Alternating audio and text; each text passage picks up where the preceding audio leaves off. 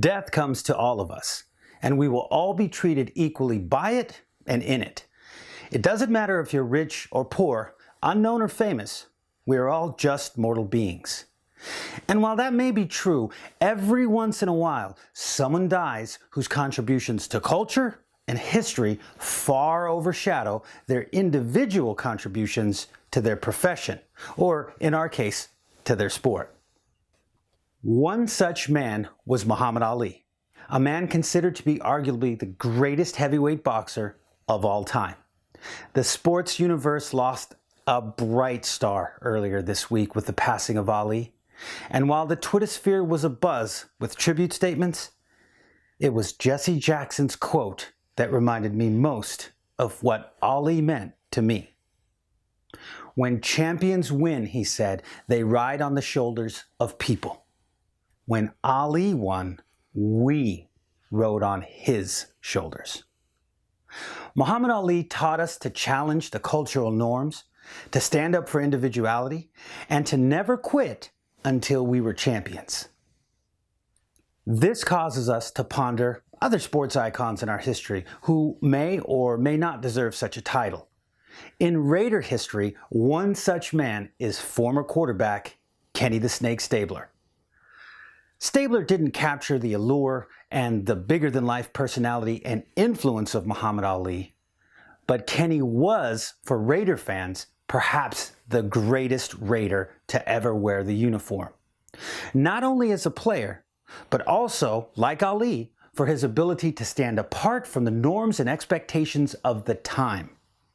Was Kenny Stabler an icon? Did he deserve to be inducted into the Hall of Fame before his untimely death? And what were his contributions to the Raiders and to the culture of the NFL? That's our subject for this episode. This is The Will to Win. Brightest here is the will to win. Is the will to win. Is the will to win. Your commitment to excellence and your will to win will endure forever. You were magnificent. Let's go, boys. Let's go. Let's do our thing now. The autumn wind is a pirate. Clark feeling pressure in front of him, has his man, it's Cooper. Cooper inside the 10, into the end zone for the Raiders, touchdown. We're going to challenge you from the neck up this afternoon. Eric Carr got a lot for the end zone for Roberts. He's got it! Touchdown! Raiders! Within the first 5 to 10 plays of the game, the other team's quarterback must go down. And he must go down hard. Sacked from behind by Khalil Mack. Hello, I'm Raider Pirate, and welcome to the Will to Win broadcast. In tonight's episode, we're going to break down, as usual, our questions and answers and give you our opinions based on our research, intuition, and our own fan-like predictions. While we may not get everything right that we talk about, we strive to back up our comments with statistics, unbiased analysis, and respect to you, the Raider Nation. Once again this week, I'm joined by a panel of analysts that are passionate and experts in their chosen field, following the Oakland Raiders. They're uniquely qualified to answer the questions that you, the Raider Nation, want to know. Our show will be broken into 3 segments: a question and answer segment, our State of the Raiders, and a rookie bio segment featuring breakdowns and analysis of drafted and undrafted players that we agree should produce for the Silver and Black this year. Joining me tonight is a good friend of the Raider Nation, a founder, senior analyst, and co-host of The Will to Win, the Oakland Knight. Raider Lion is our senior international analyst from the United Kingdoms, where he covers the Raiders.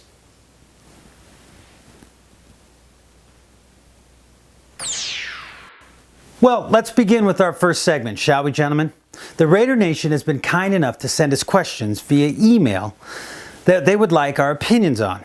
If you're interested in sending in questions, please submit them via email to thew2w@gmail.com. And please remember to include your name and where you're sending your question from. Our first question comes from Clyde Munoz. Do you think our running game will finally be able to produce this season? Knight? Thank you for the question, Clyde. Yes, I do believe in 2016, our Oakland Raiders running game is going to return to a dominant form.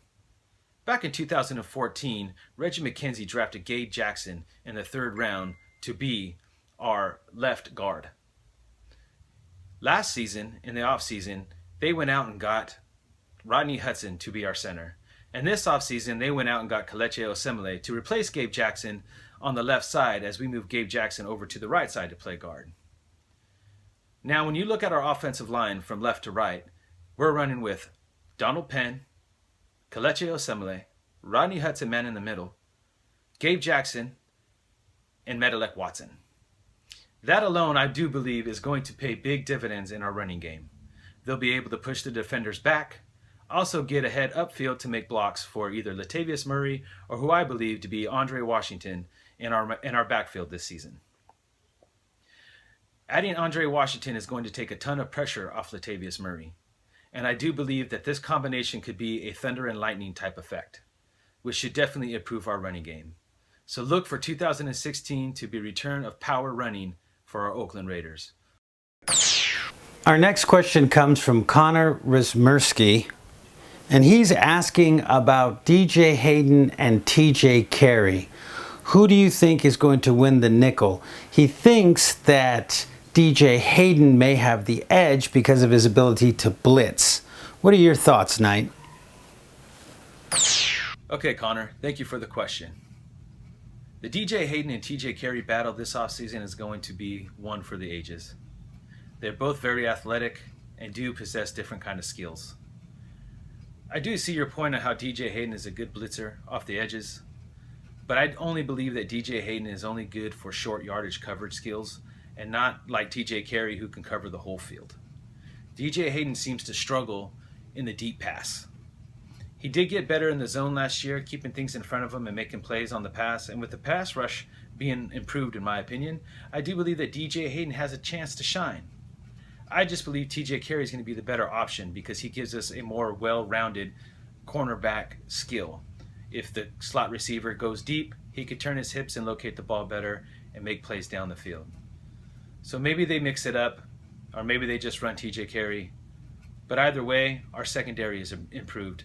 And I think that's the main thing that we should be focusing on right now. And let DJ Hayden and TJ Carey battle it out. But in my opinion, I see TJ Carey winning the battle.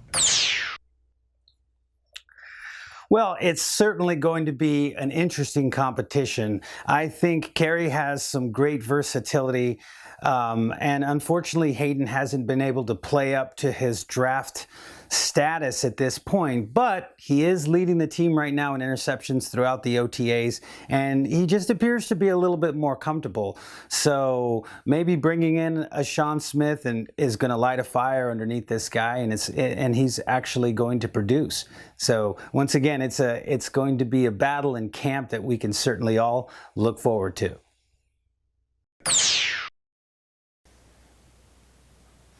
Our third question today comes from Fernando Zapata.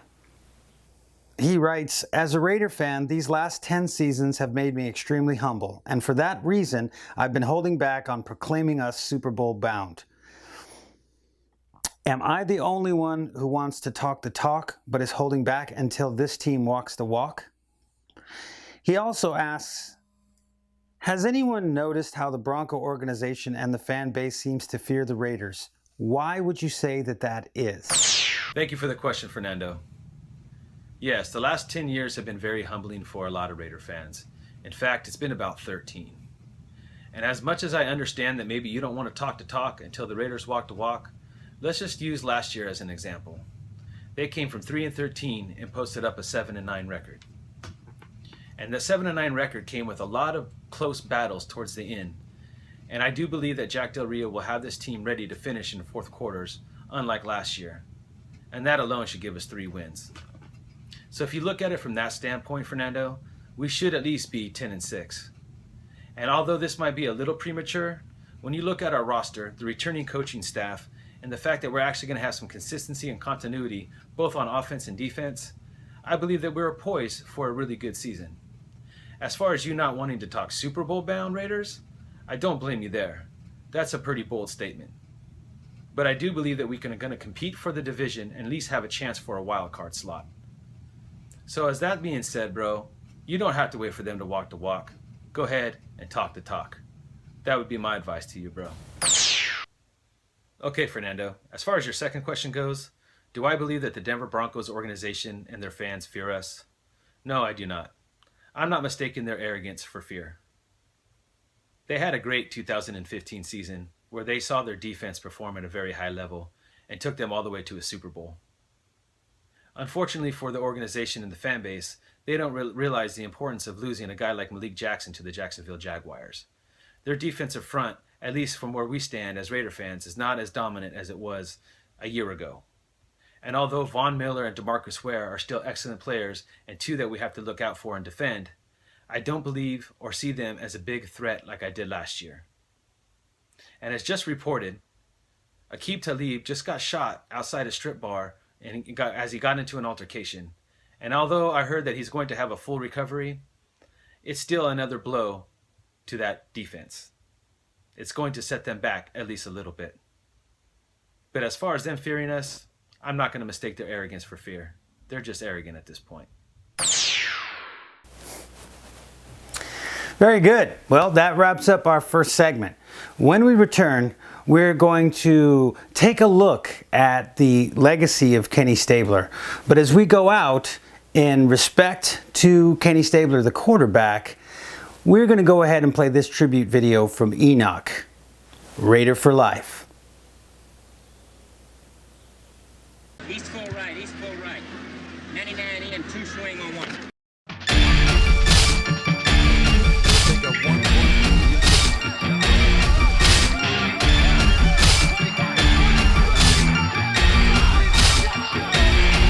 I bleed silver and black, and I wear it with pride. Hold my shield to the sky. I'm a Raider for life.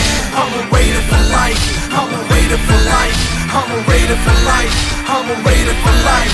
See the fire in my eyes when our helmets collide. Hold my shield to the sky. I'm a Raider for life. I'm a Raider for life. I'm a Raider for life.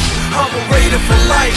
I'm a Raider for life. No retreat, no surrender, no one does it greater than that silver and black, baby, them Oakland Raiders.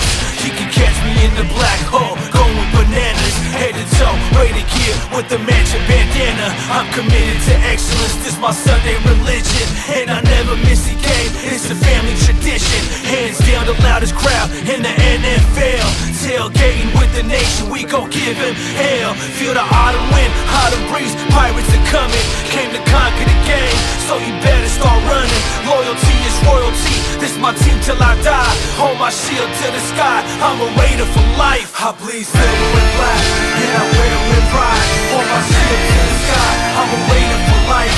I'm a Raider for life. I'm a Raider for life. I'm a Raider for life. I'm a Raider for life. See the fire in my eyes when our helmets collide. Hold my shield to the sky, I'm a Raider for life. I'm a Raider for life. I'm a Raider for life. I'm a Raider for life. I'm a Raider for life. From the Bay to LA and back to the town, Raider legends like Blanda, Davis, Plunkett, and Brown. The 12th man in the stands, got them dazed and confused. Hard-hitting Raider players leave you laid out and bruised. Real men wear black, Skull man wear spikes. Raider Reds looking fly, and they skirts and they tights. Raider blood in my veins, got much love for the game. Catch me any given Sunday representing my team. This is Raider Nation, baby, you can love it or leave it. A true fan catch me in the stands, yelling and screaming. And when the flag's in the air, bow down and respect it. This is Raider football, we breathe and live it and rep it. I bleed silver and black, and I wear it with pride. Hold my shield to the sky, I'm a Raider for life. I'm a Raider for life.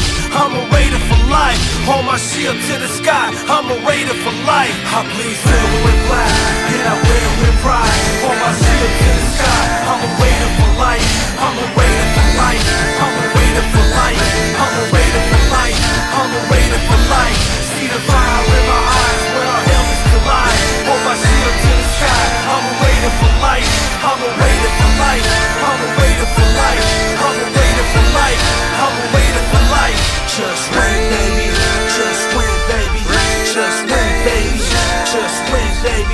Just win, baby.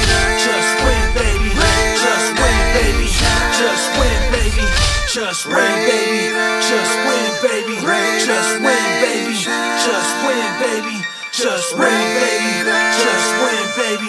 Just win, baby. Just win.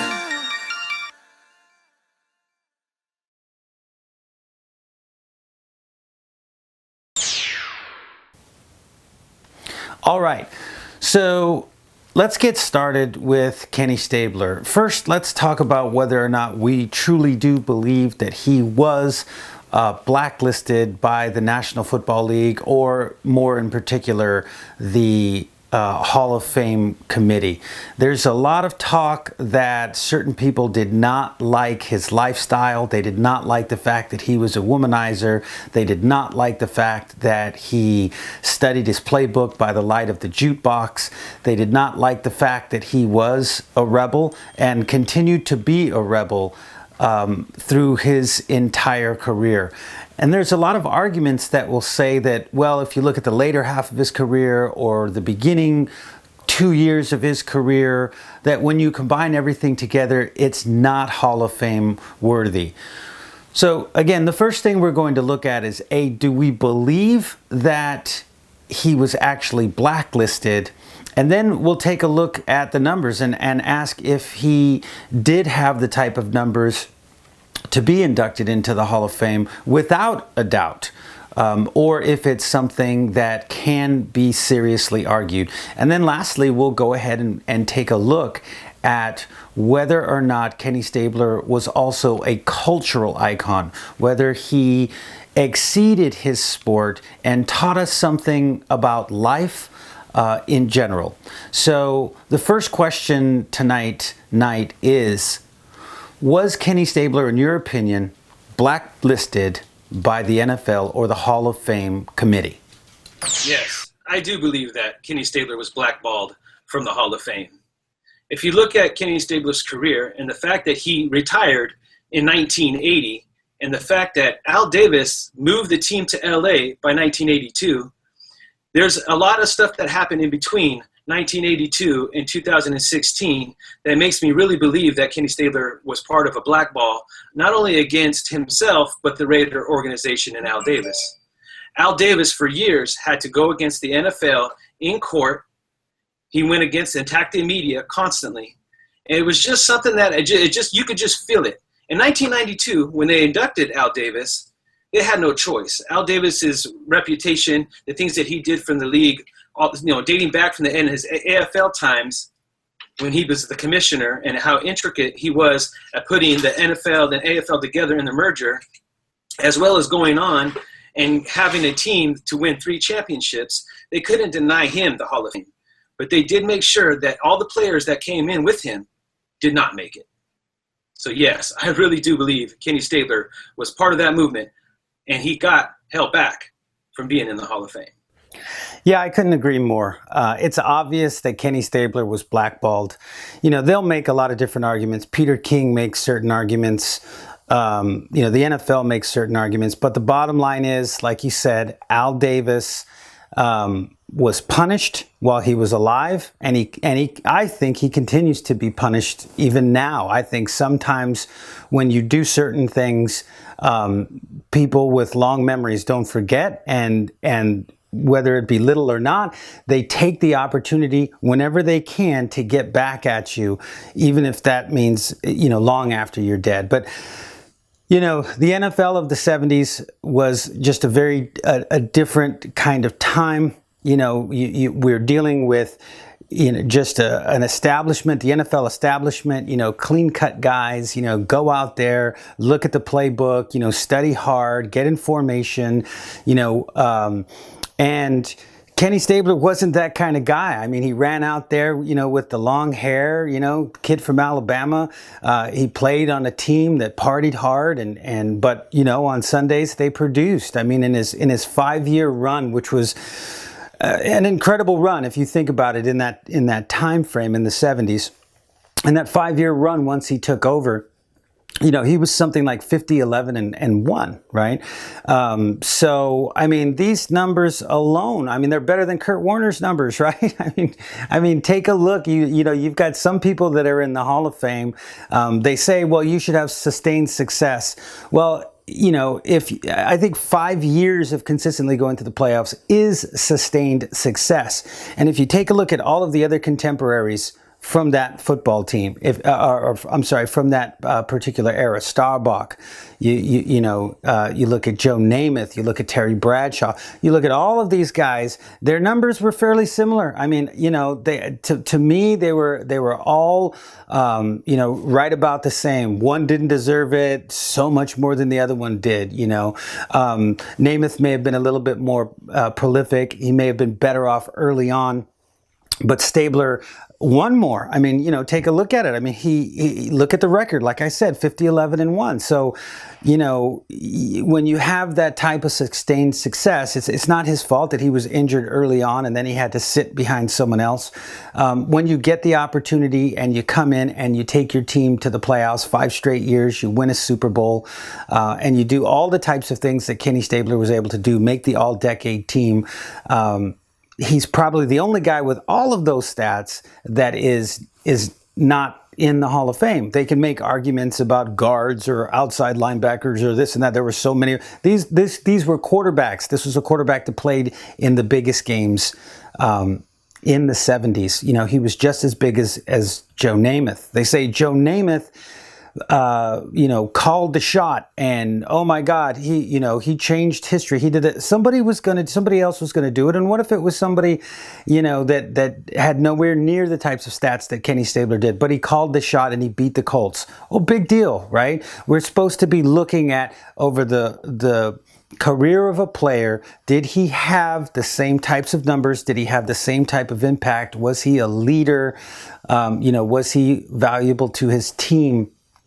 Just playing in the games that he played in is enough. I mean, don't tell me that Joe Namath, he's got one big game where he called the shot. Kenny Stabler's got 5, that changed the shape of the NFL. So, I think Al had a lot to do with it. I do believe that.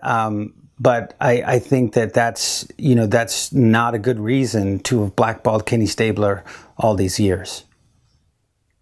Absolutely. If you look back from the time when Kenny Stabler played, the NFL was the goody two-shoe era. A lot of the players back then was clean cut, crew cuts, that's true. Army men. It was a real, that's where the no fun league really started. And if you look at the Raider organization in the time that when they were getting popular in the 70s, it was the war, it was Vietnam, and you got to look at where they were in Oakland. They had places like the Black Panthers came from Oakland. The Hells Angels came from Oakland. And a guy like Kenny Stabler just kind of molded himself with the city of Oakland. The Raiders were more than just the Oakland Raiders. They were Oakland in itself. They really represented the city around it. And I think the NFL had a real problem with that as well. I mean, it's not like you look at today's contemporary players like Rob Gronkowski, Ray Lewis, Lawrence Taylor even. You can start going back then. They don't really compare. I mean, these guys are committing, going up for murder cases and doing cocaine. Look at Michael Irvin. And all these guys had their opportunities to get into the Hall of Fame. What about Kenny Stabler? What about what he's done? Yes, he grew up in an era where it was all clean cut and goody two-shoe.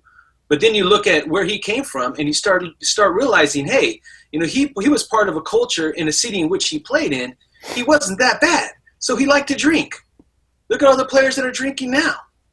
They're going around drinking, driving, killing people, shooting each other, shooting themselves. It's crazy. It's crazy just to think how this really kept Kenny Stabler out for so many years.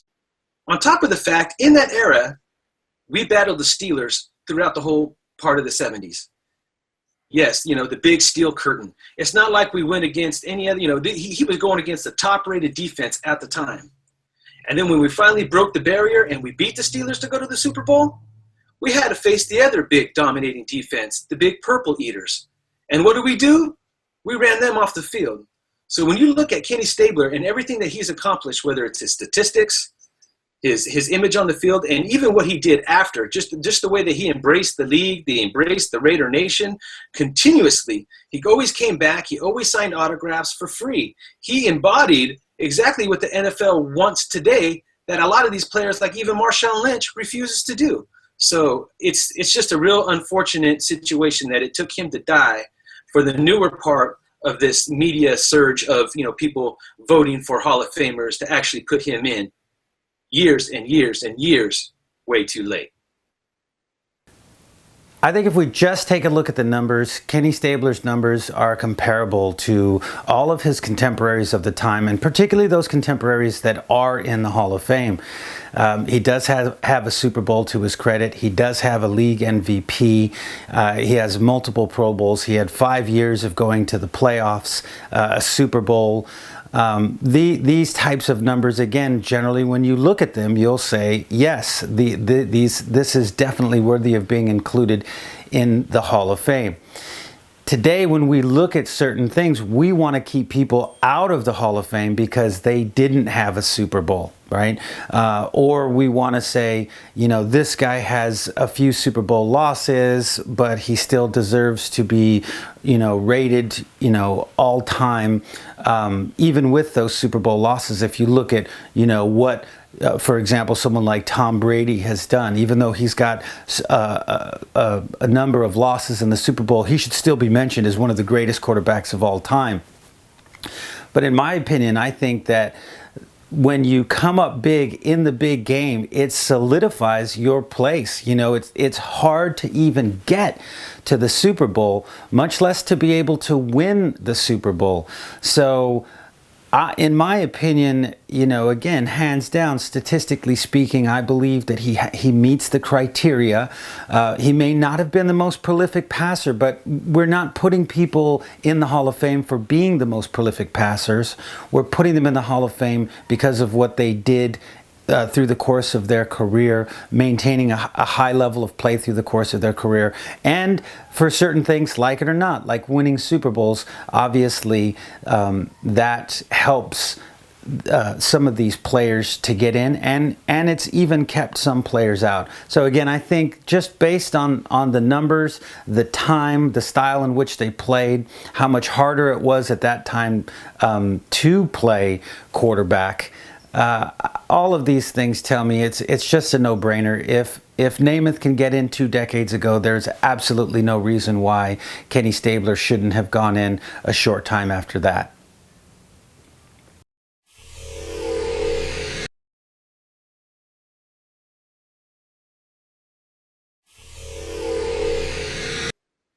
Kenny Stabler, a cultural icon? Absolutely. If you take a look, once again, from the era that he came from and the man that he played for, hands down, this man was a cultural icon. He played in a time and era where there was war and tragedy across the United States. He played for a city that was a hardworking port city, and like I mentioned earlier, they developed the Black Panthers, the Hells Angels. This guy was Kenny Stabler embodied everything that Al was, and he also was everything that Al wanted to be but couldn't. Al was the face of this franchise, and Kenny was the renegade that led the way. He was a maverick. He was the partier, but on the field, he was a general. Al Davis once said he wanted to build an organization that had the power of the New York Yankees and the speed of the Brooklyn Dodgers. And what would that look like? It would look like the Raiders. And Kenny Stabler was exactly that man. He could make plays all over the field. I think Stabler taught us a lot about a lot of different things. He was a rebel. He understood that he was going to do things the way that he wanted to do them. He didn't have to fit into society. He didn't have to fit into the cultural norm of the time. And I think that was something that the NFL, like we talked about earlier, was really trying to control.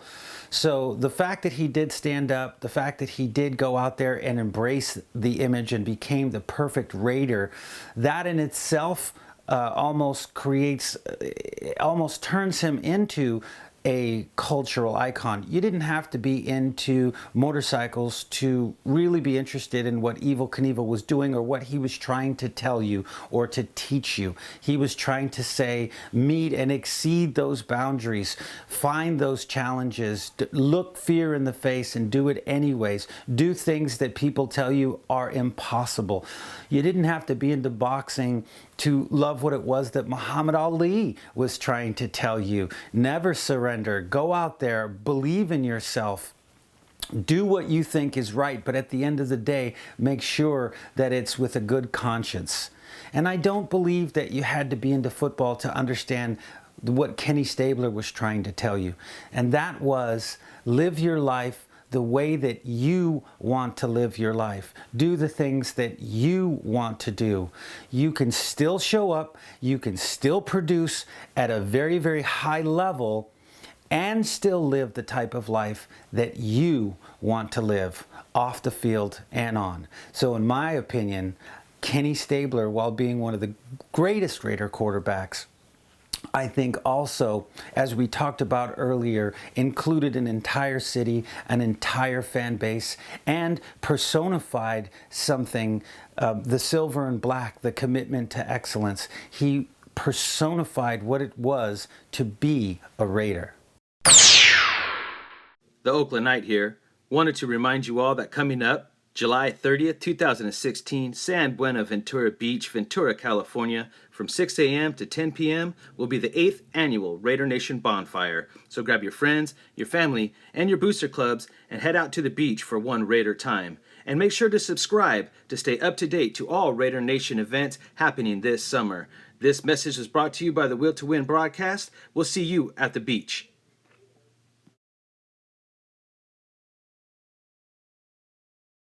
Welcome back.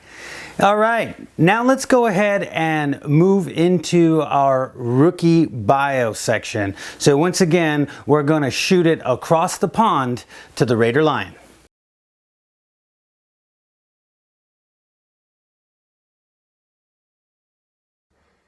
In the third round of the 2016 NFL Draft, the Oakland Raiders drafted defensive end Shalik Calhoun from Michigan State. This guy had an incredible career at Michigan State and has got the potential to be an incredible prospect for the Oakland Raiders. Over his 4 years playing at Michigan State, he was able to accumulate 43.5 tackles for loss, 27 sacks, 6 forced fumbles, 1 interception even, and 131 tackles. His most productive year came in his senior season, where he was able to accumulate 14.5 tackles for loss, 10.5 sacks, 1 forced fumble, and 49 tackles. For a defensive end at the college level, these are exceptionally good statistics, and it shows that potentially we have got an absolute steal in the third round of the 2016 NFL Draft. Over his college career, he was able to accumulate further honours: Big Ten Defensive Lineman of the Year, First Team All-Conference, and even Second Team All-American. Once again, it shows the rarity of the type of calibre of player you could pick up in the third round of the draft class. Yet, even though there are a few areas of concern with him, overall he is an exceptionally interesting and developmental prospect that should be able to come through the Oakland Raiders system under defensive line coach Sinceri and progress and produce eventually. You should look at him having a role similar to Danico Autry had 2 years ago. It was a backup role, limited role because of the players in front of him, but in his second and potentially third year have an increasing role, and you should see the numbers go through the roof. I'm expecting this guy to definitely live up to his standards, and he should be an exceptionally interesting prospect, and I cannot wait to see him on the field. He flashes upfield burst constantly and is able to have an incredible motor to get to the quarterback. Combined with that, he's able to read the opposition, and his play recognition combined with this is fantastic. Numerous times on tape you've been able to see him chase down bubble screens, etc., and even just chase down plays from behind, especially quarterback sacking from behind. Thus, even though his production is exaggerated due to this, it is fantastic to see of the calibre of player of this, and a motor at the NFL level is most certainly required in all facets of the game, on and off the field, to succeed. Ergo, this is brilliant to see from him. Something that it won't really be mentioned by many people, but it's what the Oakland Raiders look for, is the fact that he's clever, one, and is a 2-time captain at Michigan State. These leadership skills and, brain, are required in a sense by Jack Del Rio and Reggie McKenzie, and they're sought after highly. You look at the players you've drafted over the last couple of years, Khalil Mack being the prime example. It's very similar in these characteristics off the field, captain and clever, similar to Amari Cooper, what you expect with clever and a leader. Thus, ergo highlighting the fact that Michigan State defensive end Shalik Calhoun is a perfect leader for the Oakland Raiders defense, and over the years to come, you never know, you may see him fulfill that role eventually. A stat that was provided to me by CFB Stats was that he had 128 quarterback pressures. This kind of production at the college level, combined with the sacks and total I gave to you at the start, is incredible and is amazing to see. Ultimately, I'm a little bit shocked that he was actually available in the third round of the 2016 NFL Draft. But ultimately, I absolutely love the pick, and I think he's going to produce for us in the future. His skill set is there, even though he has to improve a little bit with his hands. He's definitely got pass rush moves to get to the quarterback, and he's definitely got the talent to be a vital role for the Oakland Raiders in the future. I cannot wait to see this guy on the field at the moment, and even in OTAs at the moment, people are raving about his skill set. Mainly Ken Norton Jr., who said that he's very happy with all of the defensive players in this year's draft class, and can see exactly why they drafted him on tape. For me on tape, he is, well, I was surprised he was there in the third round. I saw him as a second round prospect. So for us to be able to pick him up in the third round is exceptionally encouraging.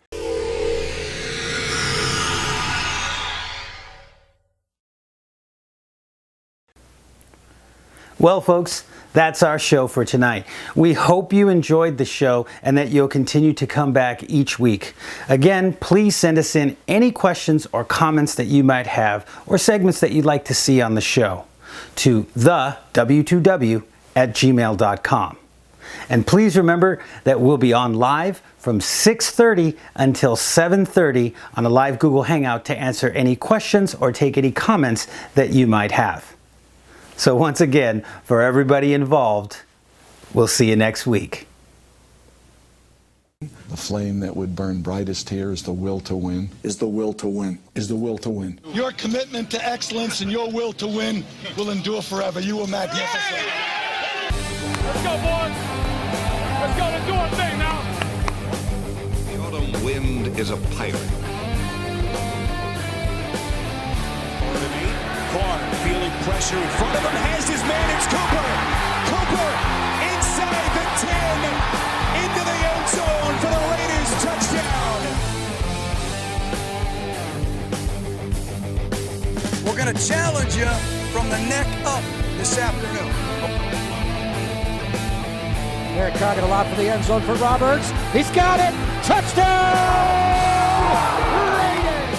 Within the first 5 to 10 plays of the game, the other team's quarterback must go down, and he must go down hard. Sacked from behind by Khalil Mack. You're listening to the Will to Win radio show, broadcasting live with your host, the Oakland Knight and the Raider Pirate.